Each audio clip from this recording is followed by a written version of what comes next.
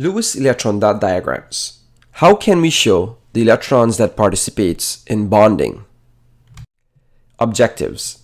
Draw Lewis electron dot structures to show the arrangement of valence electrons in a molecule.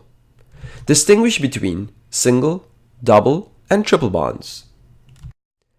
Lewis electron dot structures. Lewis electron dot structures can be used to diagram the sharing of valence electrons in molecules. For example, here we have water. From this diagram, we can predict the three-dimensional shapes and polarities of molecules. Here, water is a bent structure, is a bent molecule. Then, the different attractive forces that arise due to the shape and polarities between the molecules can be examined, and their effects on the physical properties, such as the melting and boiling points, can be determined. Here, water is shown to have hydrogen bonding, which causes it to have a high boiling point, one of 100 degrees Celsius. In this lesson, we'll be examining how to draw Lewis electron dot structures. Lewis electron dot structures. Lewis electron dot diagrams.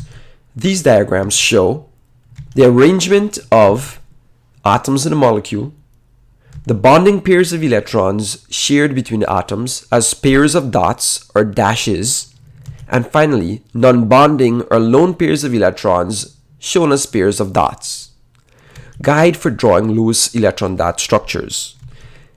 For NH3, first we count the number of valence electrons.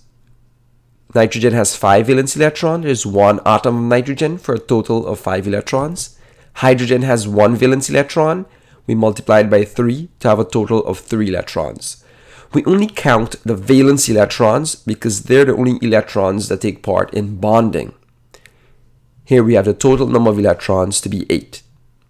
Next, we determine the central atom. The central atom is generally the least electronegative element, and it is placed in the center. Here, nitrogen is the least electronegative element, and it's placed in the center. Next, we place our hydrogen around it. C. We draw single bonds to the central atom. And finally, we place all the remaining valence electrons as lone pairs. We started with a total of 6 valence electrons, and we used up 6. 2 electrons were used for every bond between the hydrogen and the nitrogen. Now we have 2 remaining electrons. We place the 2 remaining electrons around nitrogen.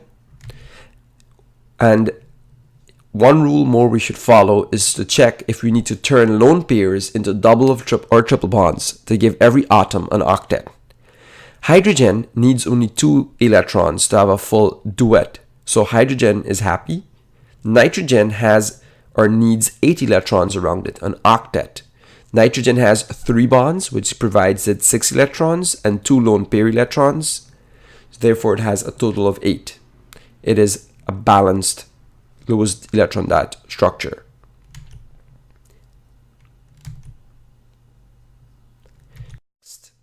Draw the Lewis electron dot structure of chlorine. First, we need to count the number of valence electrons.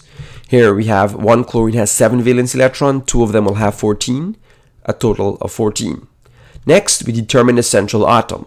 Since there are only 2 atoms, we don't need to worry about which is the central atom. We can just put them next to each other. C. We draw a single bond to the central atom. Here we draw a single bond to connect the 2 chlorines. Next, we place all the remaining valence electrons on the atoms as lone pairs. So we started with a total of 14 electrons. We used 2 in the bond between the chlorine. So we subtract 2 from 14, which has us remaining 12. We place the 2 lone pairs around both chlorine. So 2 on the left, 2, 4, 6, 8, 10, 12. We have used up all our remaining electrons. Now we need to verify if our octet is complete. If not, we need to turn the lone pairs into double or triple bonds. The chlorine on the left has 8 electrons around it, 2 from the bond, and 3 sets of lone pairs, a total of 8. The chlorine on the right has an additional 8 electrons because they're sharing the 2 in the middle. The chlorine on the right also accounts for that. So this molecule is happy, and that's the structure. There is a single bond between 2 chlorine atoms. 2 electrons are shared in a single bond. Next, draw the Lewis electron dot structure for hydrogen. First, we count the number of valence electron. Hydrogen has one valence electron, which gives us a total of 2, because there are 2 atoms of hydrogen. Next, we determine the central atom. There is no central atom since there is just only 2 atoms. Next, we draw a single bond to the central atom, and we place all the remaining valence electrons around the atoms as lone pairs.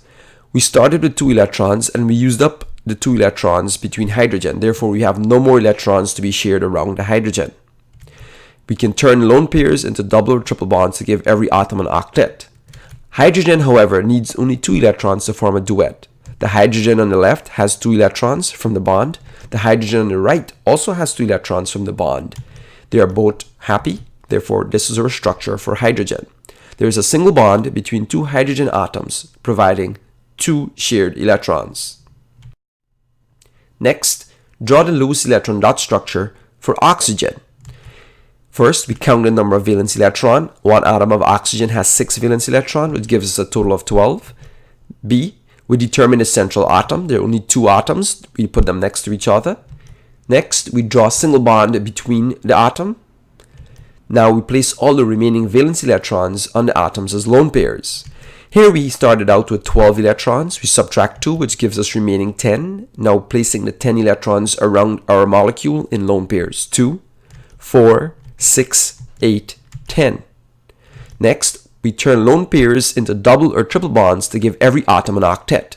The oxygen on the left has 8 electrons around it, so it's happy. However, the oxygen on the right only has 6 electrons around it. We must move one of the lone pairs from the left oxygen into the center. This would enable us to form another bond between the 2 oxygen, providing the oxygen on the left with 8 valence electrons and the oxygen on the right with 8 valence electrons. Both are happy, and this is our molecule for oxygen, or Lewis electron dot structure. There is a double bond between the 2 oxygen atoms. 4 electrons are shared. Next, draw the Lewis electron dot structure for nitrogen. Count the number of valence electrons for nitrogen. Nitrogen has 5 valence electrons, which makes us a total of 10. We now place the central atom. We don't need to worry since there are only 2 atoms. Next, we draw single bonds between them. Finally, we place all the remaining valence electrons on the atoms as lone pairs. So we started with 10. We used up 2 for the bond in the middle, which have us remaining 8.